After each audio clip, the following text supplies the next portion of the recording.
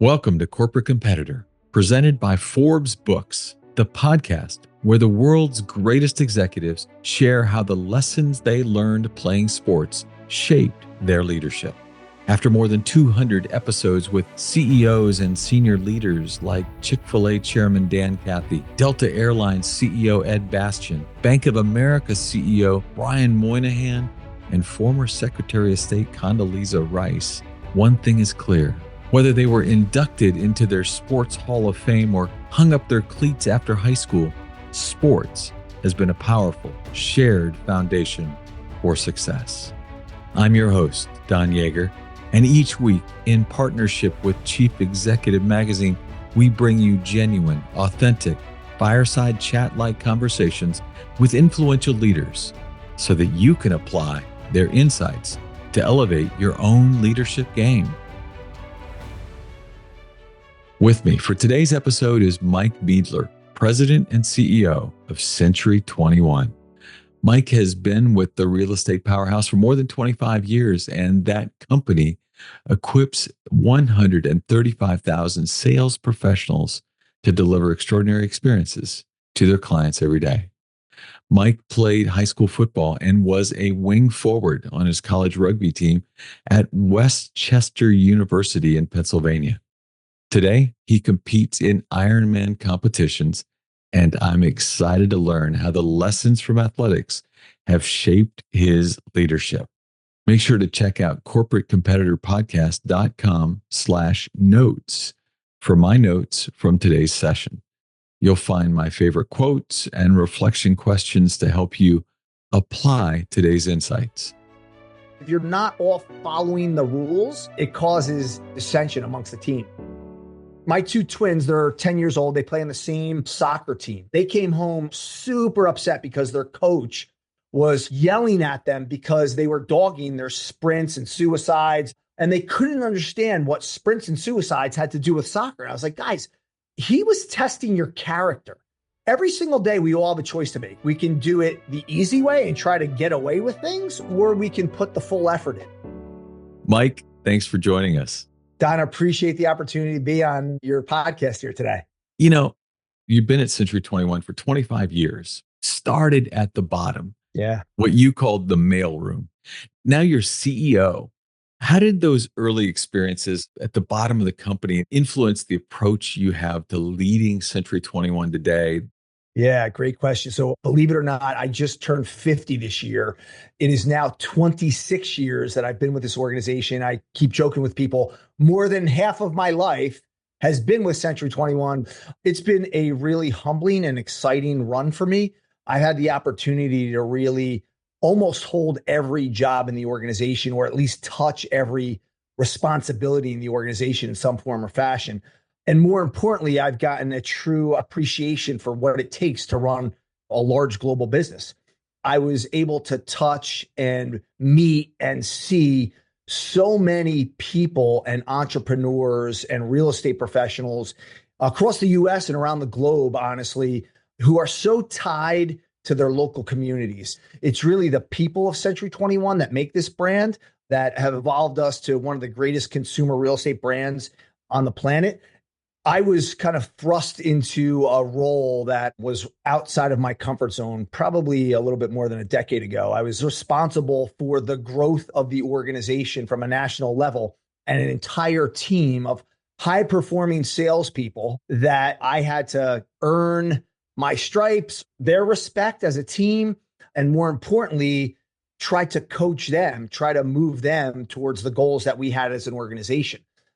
Anybody who's ever managed or been around salespeople know that they are driven by a couple different things. We're 135,000 salespeople across the globe, but to manage professional salespeople is a whole different level. And I think it's not about the end goal. It's not about the winning. It's not about getting to quota. It's not about tracking that commission dollar or that number. It's about the activities that you do along the way in every day of the grind that kind of ladder up to those wins, to those first downs, to those closed deals. And sometimes we always get so focused on the prize that for business people, for salespeople, for athletes who are playing on a sports team, it's about those little things, the chipping away of the activities that you need to do in order to ladder up to where your goals lie. It's how I manage the company today, but it's also a message that I keep bringing out to those 135,000 sales professionals every time I'm in front of them. And what a gift in its own way to be given the opportunity to step outside your comfort zone. Too many of us, we've imagined here's the next step and here's the step after that. And if suddenly someone offers a different staircase, we might freeze and maybe even turn the opportunity down. So your advice would be take those moments and literally run with them. Jump into the deep end of the pool without the life preserver and try to figure out how to swim literally. I absolutely agree. I mean, I'm a believer that you work really hard and things happen for a reason in life.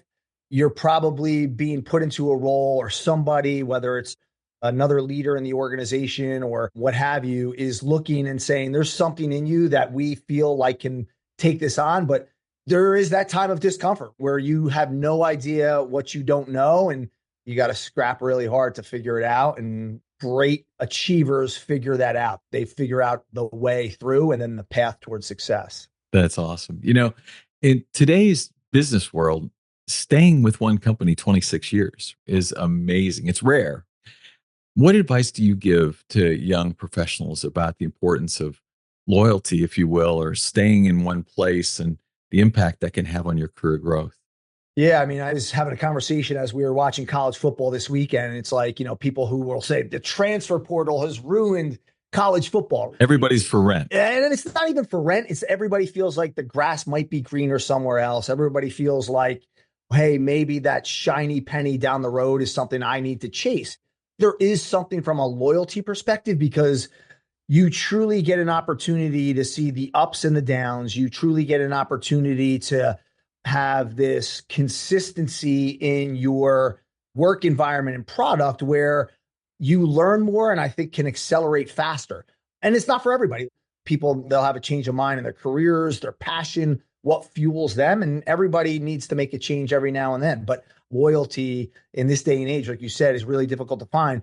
I do believe that it pays off down the line. I mean, when I was a young professional and my friends were jumping different corporate jobs and making more money, I was saying to myself, man, maybe I should be out there, looking around. And I'll be honest with you, Don, I've gotten many opportunities to jump ship, but great leaders have a way of saying, look, stick this out with me. It might not be the right time right about now, but there will be a time when we take full advantage of your potential and what we see, and we'll get you there. For anybody, really articulate where you want to go to your manager or your leader and let them know what your goals are from an individual perspective, what you want to learn more about. Energy, enthusiasm, having a quest for knowledge and information and different roles, and being inquisitive about the company at large will show leadership that you are excited and that you want to learn about everything in the org. And that oftentimes just in and of itself will open up opportunity for you. I love it. Just yesterday, I was teaching an online course as part of an ongoing discussion about how to build great teams. It's a book that I wrote a number of years ago. I think I sent you a copy. And in that process, one of the things that stood out is when you're developing talent, like you're talking about, telling that talent that you aspire for them to achieve something greater is a real important aspect of good leadership. One of the challenges is that, according to a number of research projects out there, 4 out of 5 companies don't do that. They think you should intuitively know we think highly of you.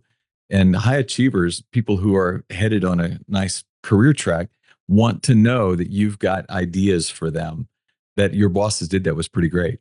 That says to me, Don, like I'm sitting here with my team and I don't think I probably do it enough out loud to them. It worked for you. Yeah.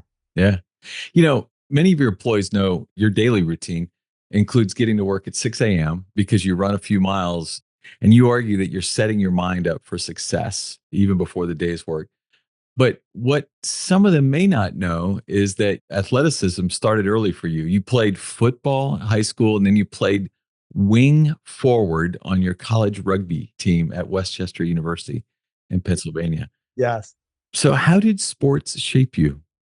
Sports are ingrained in just who I am. Sports started way back with my father. Obviously, like most people, their parents get them into sports, and I'm still a fan of all the teams that he was a fan of. Literally, I remember my earliest entry into sports was with every kid who lived in the surrounding area. I mean, we would be playing wiffle ball on the block or touch football or whatever it was. The competitive nature of sports was exciting for me. I have 4 daughters, Don, and I say this to them every single day. Like, you're always going to be on a team in your life, whether that's in business, whether it's part of a family, you're always going to be part of a team. People and society achieve more when they work together and they are a team. And the best way through sports and through teams, each person has their role. Each person needs to be doing something different or aid in the greater good of where the team's trying to go.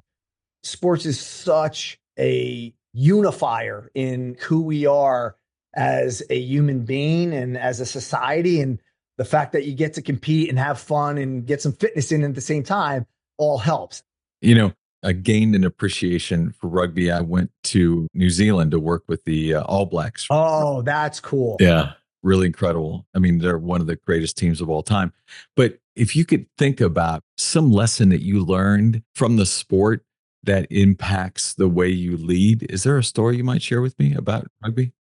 Rugby is definitely a different sport. It's a sport that's grown obviously here in the US as well. Like when I went to school, it was really only at the collegiate level. There were some high schools that had it. Now it's everywhere. I just met a professional from down in Georgia whose daughter played at a very high level here in the US. It's incredible just to see the growth of the sport. To your point, to get an opportunity to work with the All Blacks, like that is the elitist level that you get in any sport, quite candidly. What's really unique about rugby, and I love it to this day, it's a perfect parallel to the industry I'm in today.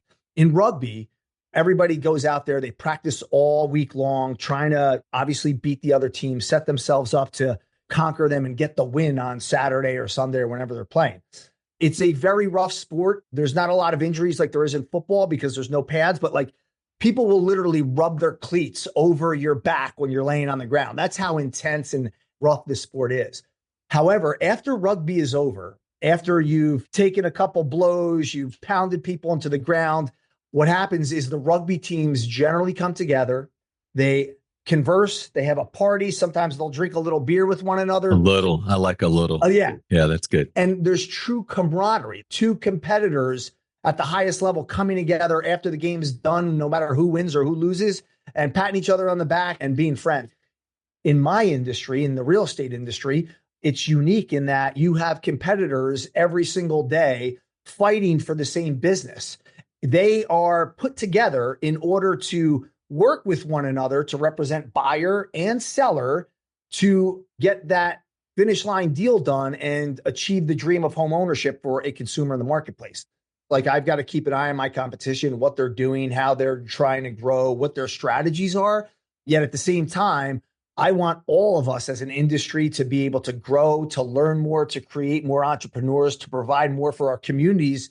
And at the end of the day, to provide this gateway to home ownership, because when we work well together, when we can serve the consumer well, it's just better for the industry at large. So we want to stay kind of at arm's length where we're trying to outgrow them, just like they're trying to outgrow us. But at the same time, together, we help serve the consumer. Yeah. There's a lot of competition in life. There's a lot of competition in sport. Competition doesn't necessarily mean that they're evil or that they're on the other side of the table. It's how do we work with one another just to be better for the end consumer and or the world at large. That's one of the things I've taken away from rugby, which is very unique to that sport. In fact, I would say that there's no other sport really where these guys and gals will get together at the end of the game and go out and party with one another. No, that's true. It is unique. So, was there a coach that you had growing up that taught you a leadership lesson that you still use today? Yes. I had a coach who, it's like tuck in your shirt, make sure that all the small things are cared for. Because when we get out onto that field on Friday or on Saturday, that we are actually executing at a very high level. So he was a strict coach, like my father was. And, when you're in high school, you test limits. You do things that you probably shouldn't do to see what you can get away with authority. And I loved wearing a bandana back in the 90s. I wore it to practices and they didn't like it. I remember showing up on the bus for a JV game on a Thursday afternoon with my bandana on. And my coach had some really choice words. And I, for whatever reason, didn't listen to him and just kept the bandana on. And it shook me where I was kind of like, I don't want to say thrown off the team, but I was removed from that game and I was not allowed to play on the varsity game that Saturday. Boy, I can't even imagine to tell you the disruption it caused, not just inside of our team, but inside of my family, how my father felt. Yes, you can test leadership. Yes, you can question things. But at the end of the day, the leader is doing things for a reason. While you might not see the end of it, they're doing it for a reason. The team is big and everybody needs to fall in line and follow those rules, because if you're not all following the rules, it causes dissension amongst the team. Yeah. My two twins, they're 10 years old. They play in the same travel soccer team. They came home over this summer super upset because their coach was fired up, yelling at them because they were dogging their sprints and suicides, all the stuff that you do at the end of the practice. And they couldn't understand what sprints and suicides had to do with soccer. And I was like, guys, don't you understand? It's not just the conditioning. He was testing your character. Every single day, we all have a choice to make. We can do it the easy way and try to get away with things, or we can put the full effort in. What your coach was so upset about is that your character was on the line. And your character is what you guys are doing when people aren't looking in order to make yourself a better athlete, a better professional, a better whatever you're trying to accomplish. Trust me, over time, you'll recognize why they were pointing you in that direction that they were. I'm going to guess the bandana retired pretty quickly after that. It did. It did. Trust me. My father burned every bandana that I had in the closet. So, you also compete today in Ironman competitions. From interviewing people in the past, I've learned Ironman is not just about the physical pushing of yourself. It's often the mental challenge that comes with it. How do you overcome that mental battle in a race that's that difficult? Great question. We actually, me and a handful of our Century 21 brokers and agents, about 8 of us, I believe, just finished one 2 weekends ago in Michigan. It was a 70.3. It wasn't the full Ironman, which we've done in the past, but it is completely mental, Don. In fact, when you get down to the last phase, which is the run, there's parts you just don't even remember, and you're literally just pushing yourself from a mental perspective to get through it. When I did my first full Ironman in Florida, Panama City, I was going through my training over the summer, putting in a lot of hours, man. I was like feeling sorry for myself, being away from my family, waking up early, putting in all these hours on the road. And what am I doing? This is crazy. And friends of mine turned me on to this young 21-year individual. His name was Chris Nickett. You guys can look him up. I wrote a book with him. We've had him on the podcast, actually. I mean, amazing story, right? Oh, yeah. Don, I got a chance to meet this kid and his father and his team at the warm-up swim, and I wore his 1% Better shirt throughout my run. It's an incredible story, and it's all about mental toughness. I say it this way because this kid struggles, as you know, to do things that we all take for granted every single day. Like, his real goal in life is to get married, to own a home, to drive a car, which like we all take for granted. So here he is, him and his team, his dad, they set out to do this Ironman. And during even the race, he had incredible challenges. Fell off the bike at one point, ants eating him up his legs, and it's 17 hours to finish this thing. It's deep into the night. His dad has to pull him over to literally give him a pep talk because he sees him struggling. I mean, he pep talks him every single day, but like he knows he's struggling and pulls over and says, Chris, we got a battle going on. Either one of two things are going to happen. Either you're going to let your pain win or you're going to let your dreams win. The fact that Chris crossed that finish line 15 minutes before the end line to become the first Down syndrome individual to ever compete or complete an Ironman just says to me, like, if you set a goal and you're mentally strong and mentally tough like that man was, anything's possible. All the greatest who you've probably interviewed will tell you it's probably 85 to 90% mental, everything they do, even when you're competing at the highest level. So how do you prepare yourself for the mental grind? Because often in the mental game, we're telling ourselves how tired we are and how we wish we weren't leaving our family. We're feeding our negative side of that equation. What do you do, and how are you telling stories that affect your internal storytelling? I mean, in any phase of your life, whether it's life goals or business goals or sports goals, you have to have a really strong focus on what you're trying to do and what you're trying to accomplish. And that focus can't be really big and wide. It's got to be very narrow and small, because when you have too many things on the list, when you're focused on too many things, oftentimes you can't really compete at a high level in any one of them. Don, it's all about preparation. You've got to put in, as I said earlier, those activities and the preparation that are going to get you to a point where you are physically strong and ready to compete. But as you prep and as you put in all those hours and as you're spending a lot of time away from family and disciplined on these different phases of the Ironman or any athletic competition, it goes from a vision to a mission of yours. Mm-hmm. At that point, when you translate from a vision into a mission from all the hard work that you do, that focus becomes even clearer on what you're trying to accomplish. It almost becomes narrower. Yeah. And as you pointed out, I think the narrower your focus, the more likely you are to power through. Absolutely. When you're in those moments and you are delirious from the run, or you're just so exhausted, the Michael Jordans, the Kobe Bryants, the Walter Paytons, the Deion Sanders, all those folks, they are so mentally strong and so focused on what they're trying to accomplish that they figure out a way to be successful and power through it. That's the key, is put in the preparation hours so that your mental toughness is so sharp that you're focused, like you said, on that ultimate goal. I read an interview that you recently did. You had a great quote: be passionate about what you do and do what you're passionate about. I can feel your passion coming through as we talk about some of these things, but how does passion play into your daily life? I mean, how are you doing those two things, being passionate and then following that passion? Passion is different for everybody. We're involved with an association called the NAREP Association. It's the National Association of Hispanic Real Estate Professionals. One of my teammates here, she has been part of that organization for 10 plus years now. And she was just talking to a greater group inside of our corporate offices about the NAREP 10, which are 10 disciplines just about being better as a professional and about life and creating wealth. And there was a day when she wouldn't even get in front of a crowd to have that conversation, but she is so ingrained and so passionate and has learned so much about this organization in her own personal journey. She's now standing in front of people and telling this story. There's going to be different emotional points that get people excited about their journey, whether that's professional, whether that's in sports or from a personal level. And I think you really got to lean into those and let that emotion carry out the best of you and in people. My first Ironman, honestly, Don, I was kind of like thrust into it and goaded into it. But after you start spending a lot of hours training and researching and doing, it does fuel into passion. And sometimes passions get creative, but if you have and are passionate about something, follow it. I don't care what it is, follow it, because it will bring out the best in people. Oh man, that is so true. And it's funny because too often we may offer that advice to our kids and then sometimes they snap back. Well, what if my passion doesn't pay the bills?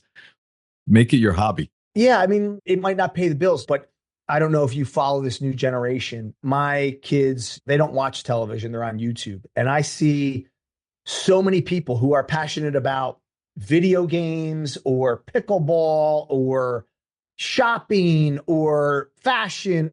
You name the passion, they've figured out a way, because their passion comes through, to monetize it. So I'm not saying don't pay the bills. I'm not saying don't find a fruitful career. I'm not saying every way to make money is a simple, easy way to do it and that people are going to love every day of their jobs or their careers. But there are so many different avenues for you to pay the bills with your passion. Even when you are paying the bills and you have another career, like happiness and joy in life is going to be associated with you doing the things that you love. There's a certain amount of hours in every single day. We all have that same resource that, we're constrained from a time and how much time we get on this earth. Be passionate about what you're doing. Follow your passion into the other side of your life, which is your non-career life. And you will have a more emotionally and more happy existence as a person if you're involved and going with your passions every single day. And look, your passion can be anything. It doesn't have to be sports, doesn't have to be business, doesn't have to be any of those things. Whatever you are passionate about, make sure that you're spending some time there, because when you're spending time on the things you're passionate about, it will turn into be positives in other parts of your life, whether that's your relationships or your career, et cetera, et cetera. I love it. One question we ask almost every guest who's been on this podcast for 4 years now is that a lot of corporate folks use the phrase teams to describe their fellow employees. But the truth is, most of those organizations are really just a group of individual contributors who aren't really woven together like a team. You've been part of teams, building them constantly at Century 21. If you were trying to coach me as a young leader on how to take a group of individuals and guide them into a team, what would be the direction you'd give me to go first? A very specific focus of what the team and what the company or what the organization is trying to accomplish. For all of my leaders and even everybody on my team, I say, guys, look, we have 4 jobs in front of our customer. Number 1 is we've got to instill confidence. We know what we're doing and that we give them the tools that they know what they're doing. Right. Bring that confidence level. And honestly, Don, sometimes confidence is just giving the team a pep talk because maybe they are the underdog. It's just getting them ready to go. The more skills that we can teach them, the more confident they're going to be. The second part is honesty. Where are we falling down? What are we not doing well? What should we be doing better? Really being frank about that feedback. I mean, your best coaches that are out there, the Nick Sabans of the world, they are very honest about what you're doing well and what you're not doing well. The third thing is inspiration, and inspiration is a little bit more difficult. I think inspiration has to come from a leadership standpoint where you truly recognize and understand what drives every individual on your team. For some coaches, it's going to be that player is trying to make it to the NFL. That player is just trying to get through college. That player is trying to look great in front of his boyfriend or girlfriend. You got to know what's driving that person and really pull on those strings from an inspiration standpoint. And the last thing that they have to provide is that focus. The very best coaches out there, they are making sure that everybody on that team understands what the goal is. For us in our business, we have very specific goals around growth and aiding our current customers in order to achieve more. We all focus on that. We talk about it every single month that we're together. In fact, we're going to do it today at 3:00 with our entire Century 21 corporate team, review what we've already accomplished and what else we're going to do in order to get to those goals. When you have too many things on your to-do list and you have a bunch of individual contributors, like you mentioned, who all have separate thoughts about what their roles are, it could create chaos and it doesn't pull that team together. But when you're completely focused, like every NFL team is every single week, every single year on winning the Super Bowl, then you know what that goal is and you have more tendency to pull the entire team, plus all the coaches, the rest of the staff, the trainers, the doctors, the equipment managers, everybody understands that goal and they're rowing in that direction. Love it. At Century 21, you have a philosophy called the 121% philosophy. I'm always intrigued by anything that goes above 100% because I'm not sure exactly how you do that, but it includes mindset, increasing skills, knowledge, achieving personal goals. Can you explain this philosophy to me? Yeah. So I came up with this from a mentor of mine, a gentleman named Mike Ferry, who's been a longtime coach in the real estate space. He's going on 50 years plus of training a lot of tremendous real estate professionals in this business, not just inside of the Century 21 brand, but in all brands. I took this whole thought process about 50% of what you do in order to be successful is your mindset. The way that I get myself in a good mindset is getting my body in motion. And it allows me to think about what I got to do during the day. And it allows me to get prepared and excited and mentally clear on what I need to accomplish. For different people, it's different. It might not be something physical. It might be yoga. It might be your Peloton. It might be a walk in the morning just to clear your mind. It could be reading a book. It could be praying, meditating. I don't care what it is. Make sure that you are mentally clear, mentally positive, have gratitude, because if you're not taking care of yourself, spending a little bit of time on yourself, there's no way that you're going to be able to lead others. It's just impossible. The next 50% is acquiring new skills and new knowledge. For all of us, life is a journey in learning. When you stop learning, you stop growing. Whether it's the real estate industry, whether it's a new hobby, whether it's a new sport, whatever it is, you constantly have to be adapting to change, learning, and understanding what's happening in the world and how you can better yourself as a person. It could be a mentor-mentee situation. It could be going back to school. It could be reading on LinkedIn. It could be just reading a business book. And then the last 21%, probably the most important, going out there every day and just getting to work, doing the activities you know you need to do in order to have the output you're looking for in the long run. We all set goals for ourselves, professionally, personally. Maybe you're scrolling through social media and Instagram, which my kids like to do a lot. Sometimes I catch myself on the weekends doing it too much. Is that really helping you towards what you're trying to accomplish? Right. Sometimes we think about a lot, but it's the actual getting out there and getting to it. Yep. Otherwise, it's a really great pipe dream. Yeah. And I'm not saying there's not time for fun in life. There's plenty of time for fun, but just make sure that you got your activities out of the way first and then schedule the rest of your time to have a little bit of fun. So how do you teach this 121% in your onboarding of new agents? Because you've added quite a few since you become CEO. Yeah. I mean, when we're bringing and onboarding new companies and new professionals into the organization, I like to speak to every single new company and leader so I can understand what their goals, what their aspirations for their business is, how they believe that Century 21 is going to help their agents be better for their consumers. If it's not an alignment of mindset and culture and what they're trying to accomplish, then it's probably not going to be something that works out well. I mean, as a Century 21 brand, we are represented and defined by every agent that holds that business card and talks to a consumer in their journey to home ownership. And we have been that brand and defined by that for 50 plus years. When we have a great name, when you see that flag flying strong at a broker's office, when we have great representatives who have those same values that we have and are worried about taking care of their customer, then we have great alignment and we have a great brand reputation. When we don't, we don't.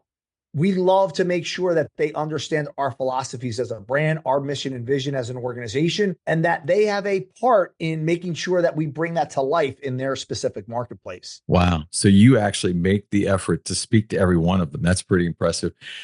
I'm going to guess that you've played enough in the world of sports, worked long enough, 26 years at Century 21, to have seen momentum play a part in how a team or an organization, a company gets on a roll, and then suddenly it feels like they're just dominating an opponent. Have you experienced momentum in some way, either positively or negatively, in a way that you can share? Absolutely, yes. Momentum is a lot of the mindset, mental side of things. It's that confidence driver that people get. I mean, you and I can probably just go through the list of momentum in sports that we've seen operate at a high level. I think it's absolutely true in business as well. And I think that momentum helps create more successes and it actually raises the bar for everybody. I first got thrust into that sales leadership role because the sales team was not doing as well as it should have been. When the leader and when the team was able to get the right players on the bus who understood what the overall goal was, and we started doing the smaller things that leveled up to bigger wins, it started creating momentum. Believe it or not, we did one of the largest deals that we ever did in the history of the brand. We wound up elevating our results and numbers and goals every single year and got to points that the organization hadn't seen in decades. Wow. Great players help elevate other great players. Wins help elevate and build momentum. It's like small stepping stones. People don't realize what's possible until they achieve it. And then once they do, it's not high enough.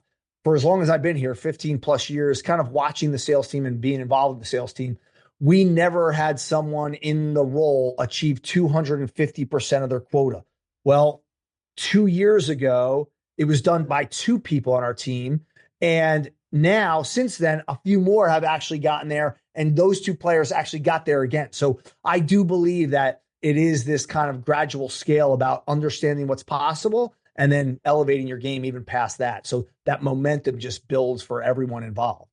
It is an important part of the process of momentum that you capture these small wins and you actually begin to elevate them and communicate them. And suddenly, as you said, there's a spirit of belief that comes with that allows momentum to happen. That is where leadership absolutely matters most. Once you've achieved it, now it's how do we build on it? And not necessarily like, okay, we did 250%, we got to do it again. It's, guys, let's stick to the process that gets us to 250% again. Right. Communicating that gift.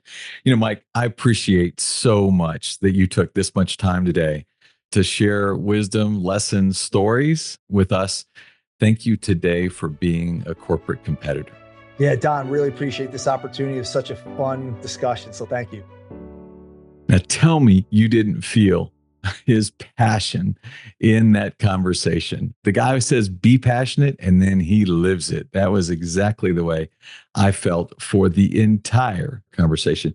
Let me give you 3 big takeaways. Number 1, I loved his story about rugby and about the importance of the game and how difficult it was and how physical and challenging and everything else. But at the end of the game, one of the beauties of the sport of rugby is that the 2 teams get together and they actually party a little bit. There's a camaraderie that is built between them. And he talked about the importance of applying that into his professional life, that, you know what, Century 21's in big competition with a lot of other great organizations, but it's important that you maintain that relationship with your competitors. Just make sure that your competitive fire is never so great that you burn bridges, you burn everything behind you. My second great takeaway, when he was talking about his high school coach and the funny story about the bandana, because he thought it made him look good, but coach didn't like it. He ignored the coach and he got him benched, kicked off the team. He had to learn that the coach has a rule for a reason. It's important that the little details matter in any great teaming environment. If you want to win big, you got to manage the small details. And then finally, his lesson from IRONMAN and the importance of mental toughness and how that mental ability to be at your very best comes from narrowing your focus. If you have too many things out there that you're focused on, you're not going to be focused on anything. You get tougher when you narrow your focus, when you set your sights and you know where you're going. I love the idea that he reminded himself of stories in his drive to be successful, stories that he told himself, stories like the one about Chris Nikic, who, by the way, is episode 83 of this podcast, if you want to go back and look at it. Chris is fantastic as an inspirational figure. I'm glad he was for Mike, because he certainly was for me as I got a chance to write his book. I thank you today for learning with me. I hope you got as much from this conversation as I did. I appreciate you. If you enjoyed this episode, please leave us a rating and review on Apple and Spotify.